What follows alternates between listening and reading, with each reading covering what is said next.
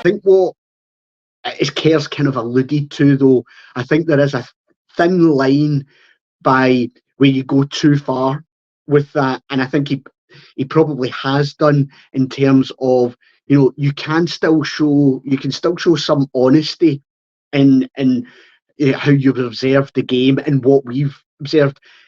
It You can run a risk, I think, Davie, here of treating us a bit as if we're a bit daft and a bit silly, and actually what we are witnessing wasn't the case. What was your thoughts on his comments after the game? Well, if you look at the reaction from the Rangers fans that were inside Dens Park towards the end of the game, it was a bit vitriolic in terms of gestures, and you could see the obscenities that were perhaps being mouthed at the time. And what everybody was speaking about before the game in our group chat, and I'm sure Rangers fans amongst themselves, was that we were looking for a reaction, and a positive reaction, and quite a vigorous reaction in terms of the drop off in performance that we've had of late. And we didn't get that. So the manager, being the all encompassing sort of figurehead of the club, when he comes out post match and says that he's happy with the reaction that you get, I think that could perhaps have been lost in translation, and we can give him the benefit of the doubt. But to be realistic here, right, I think he chose his words wrongly last night, and I think he's decided to back his players because, as you rightly allude to, Stuart, we have a big game coming up at the weekend, and really that is our season-defining game that's left at the moment, because with 3 points behind and 5 goals, that's effectively a 2-game swing, and a 2-game swing in the lead in the league, sorry, with 5 games to go, is a very uphill task to try and recover from. So the manager has obviously tried to protect his players. I think it was the wrong move in terms of the words that he chose, because for me, that wasn't the reaction that any of us wanted last night. You only have to look at our group chat to see the disgust. There was no patterns of play. There was no, willingness or ownership for someone to come and take the game by the scruff of the neck. And I'm going to allude to this with the free kick we got towards the end that Tav put, just sort of over the crossbar and by the post. Tom Lawrence seemed to fancy that, and he lined up to take it, and then he walked away from it. And if you watch the replay back, he steps back 4 or 5 yards and looks to shape his body as if he's going to drill it low, maybe at the wall or just bend it around the side of the wall. And he changes his mind at the last minute. And I think he changes his mind due to a lack of belief, or thinking, I don't think, maybe Tav's the guy. And whilst I don't think James Tavernier's been great recently, it can always be Tav. And somebody else has got to take it upon themselves now and again, because we're all on Tav's back, and I get it. He'll always have the question mark of, is he the right man to be the captain of Rangers? And I'll tie this in with what Dujon Sterling said today as well, because that kind of contradicts what the manager says. And Dujon Sterling saying that the players didn't believe it. He was looking round his teammates and he didn't see any belief in them. I mean, we're a Rangers team that had the title in our hands a matter of weeks ago. Wait, the title in our hands last week, as Kerr said, with the 2 games in hand. It was all in our favour. And if you're looking round the dressing room and you're looking at your fellow pros and you're not seeing a sense of belief, then that is a huge red flag for me. And I don't know what's went wrong there in terms of, I think, as I said to you in my piece earlier there, I think the manager might pull Sterling aside, and I genuinely think he might punish Sterling because of that, because I know he can't do it, Kerr, because we need him in the team, but to me, I see Clement as a disciplinarian type, okay? And I think Cantwell's been the case in point that you've alluded to. I thought what you were touching on there as well was, what was key after the game was Tony Docherty grabbed Todd Cantwell after the game and is having a word in his ear as if to say, hey, we got it easy the day he took you off with half an hour to go. I was glad when that happened, You're the guy that can make things happen. And if you contrast that with the Old Firm game and Tom Lawrence playing in the Cantwell role, and he was left on the park for way longer than he should have been, maybe I'm comparing apples with pears, but to me, I think Kerr's got a point in the fact that maybe Clement does have favourites, and maybe he throws certain players under the bus because he thinks that's the easy target. But for me, he's backing the wrong horses at the moment. I think Connor Goldson is very lucky to find himself continuing to play, and I think John Lundstrom is finding himself very lucky to continue to play. And if Lundstrom is rewarded with a new contract, I think we're in trouble because he'll be on a good wage, and it has a negative impact in terms of how we want to play, because if you're giving the ball to John Lundstrom, you're slowing the game down. He doesn't have recovery pace to close or impose himself on the opposition, so it could be much of the same. For the next wee while, and that is my one fear under the Clement regime. I hope it's not going to be the case, Stuart, but certainly I think that there is a few minor red flags that we have to be wary of, because Michael Beale was, questionable for a soundbite that made us all sort of puzzled, and I just hope Clement's not going to go down the same route. Kerr, on the keen to get your thoughts on the manager's comments, but also Davie does reference Dujon Sterling's comments, so it's kind of just been kind of released over kind of social media that Dujon Sterling gives a very frank and honest interview in terms of his views on the game and the last few games. He does say that he believes that the team, there's still a togetherness, but as David points out, that he's questioned whether or not there's a belief that some in this squad can actually go on and win a title.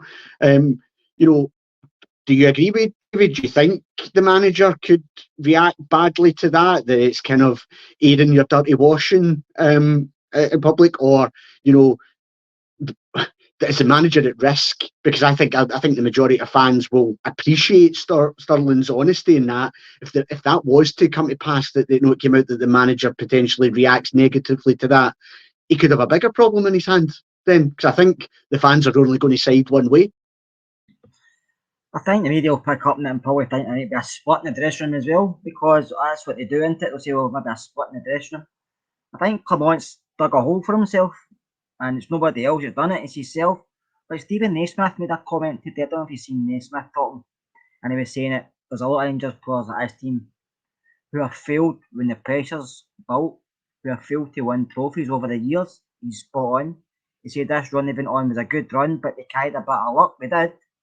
But we all knew it was going to come to an end, because that's what these players do. Now, Stephen Naismith's seen it, and I'm seeing a lot of Rangers fans give him so much abuse just because it's Stephen Naismith.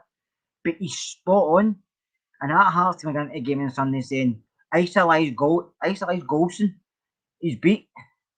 Play with pace. Lundstrom and Lawrence, if they're playing, they're beat.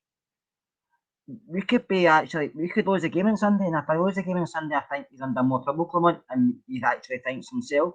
Yeah, he's done really well since he came in, but he can't go back and say that. It's what he's done at the moment. But coming out of these comments and then Sterling kind of flipping it over the other way, and you can see how much Sterling wants to win when he plays football. He's a winner, and he's a young boy who comes through Chelsea and will get a chance, but he's got to Scotland to prove himself. And like Davey mentioned as well, he's not really been playing week in, week out for various reasons, but when he plays that way where he wants to win. He's physical, he's robust, he gets forward, he defends, he just likes it, he enjoys the game of football, but he wants to be a winner. But if he's looking in the dressing room, he's thinking, like, do I trust him? And he's like, no, fucking definitely not. Do you know what I mean? It's like, so if he's thinking that, well, other players are thinking that. I think when Campbell got took off last night, he wasn't happy. And that's great to see players not happy getting taken off. Mm-hmm. But you saw he was kind of sick. Raskin behind him wasn't happy, I don't think, because Dillwell gets stripped. And he's thinking, he's got a picture for months. Next minute he's getting on him before me. What's still actually done to be in the side? Nothing. So I think the managers, because some of these players are tied into contracts, and as you two know, people are saying we need to clear the stadium, we need to clear the squad. That's great if you can manage it, but we need clubs to buy these players, and nobody's going to come in and offer you. I read today somebody says, "Oh, we'll get 5 million for Golson." Who's going to give 5 million for Connor Golson? Form a queue, please. There's not going to be many in the queue. So it's, I don't know. I think Sunday's a big game for the manager, and it's a big game for various reasons. And yeah, I think the title's away, and I think it's in their own hand the title's away, because we get ourselves into a position we never thought we'd be in. But I think once we get in that position, 75% of our squad's shattered and hid. Whereas other guys who have maybe just gone to a club like Sterling are trying to fight for it, but there's guys who have been there thinking, this isn't for us. And he mentioned a point last night saying, we always used to laugh and say no chance. When we won the league through the COVID time, we couldn't get guys in the stadium. Maybe there is something to that. I know I don't like to agree, but maybe there's just something to where these guys can play in a football park with no fans because they hide and go and get stuff. You see him last night. Listen, I seen a few people saying why they clapping is players clap, one lose a draw. Players, if you don't go over and clap, they get abused. If they go over and clap, they get abused. So they're kind of a no-win situation, but I can see where the fans are coming from because we spoke about this game for weeks, didn't we? We didn't win it. Ross County, second bottom of the league, they're rotten. They are rotten. I hope they don't go down right enough because I think St Johnstone are lost, but they shouldn't be running through us getting 3 goals when there are maybe 4 or 5 clear-cut chances they could have scored by. That just shows you we are at this moment in time. I think we're in a false position with this squad of players, so you give Clement credit for that. But the way it's going at the moment, I think he's digging a hole for himself, and if he doesn't watch, it'll get too deep and he'll get back out of it. Yeah, I mean, I think it'll be interesting to, you'd love to be a fly in the wall at the training centre today to just say, is somebody like Sterling, has there been a bit of a sit down and just an honest chat there? And, the fact that Sterling's been able to came out and said that to the press, I kind of get the feeling he's probably not shy in saying it to a few faces right in front of him in the dressing room as well. It'd be really interesting. Davey, just briefly on this, because I do want to kind of touch on looking forward in the Hearts game. Is Clement a victim of his own success? Well, I wouldn't go as far to say that he's a victim of his own success. I think we live in the goldfish bowl that is Glasgow, and unfortunately, you're judged on league titles and how you do against Celtic. And as fickle as that may sound, that will be the telltale sign come, Philip Clement's tenure. So, for example, let's say we lose at Parkhead the last game of this season. The first Old Firm game next season will be at Parkhead. If you lose that, you're potentially trailing behind in the league already, and then you're right back where you were under Michael Beale, and you just feel history repeating itself again.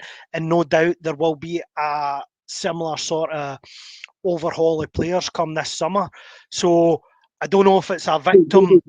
Davey, is the reaction to these results born out of the fact that he's managed to get a squad of players which we all knew were lacking in areas. The signings hadn't been good enough, and it managed to drag us back from being nowhere in a title race. Is that what's causing this reaction? Because actually he's overexceeded, he's actually overperformed with this team? Well, I mean, that is a fair point, but there is scar tissue there with this leadership group that we've spoken about earlier. And as Kerr's already alluded to, he sort of defended them last night. His comments last night, I think, were in defence of that leadership group. And if John Lundstrom does get a new contract, then I think that'll be another cross against his name in terms of the vast majority of Rangers fans, because they've had enough of it. But I think what's also fair to say is You know, Celtic did have a spell where they, you know, they hit a patchy form that wasn't at their best, and they did have a couple of key injuries at that point. You know, perhaps we were lucky, but we did put together a good run of form. However, if you get it to the point where it's in your own hands, then the onus is on yourself. And for me, we had it, you know, within our own hands. And as Stephen Naismith's comments alluded to, what Kerr said, that is where we faltered. And if the manager can't see that and see the weakness in mentality, and it is a weakness in mentality because we know on their day, you know, some of them can play, you know, great football and they play the vast majority of their football when the pressure's off. I think that's why we closed the gap in the first place, because there was no expectancy, certainly not from us fans. And I think the minute the pressure started was when the fans started singing about winning the league, and the players felt that tension. And you know, you had guys like David Edgar at Heart and Hand saying the league's ours, you know, on Twitter and stuff like that, because everybody bought into the excitement.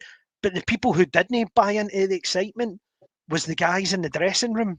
And for me, that is the key point here. You know, I hope Clement has realised that it is a mentality issue, because Michael Beale was in denial that it was a mentality issue. Giovanni Van Bronckhorst was in denial that it was a mentality issue. So Clement cannot follow. And both those managers had a fairly good start before it went horribly wrong.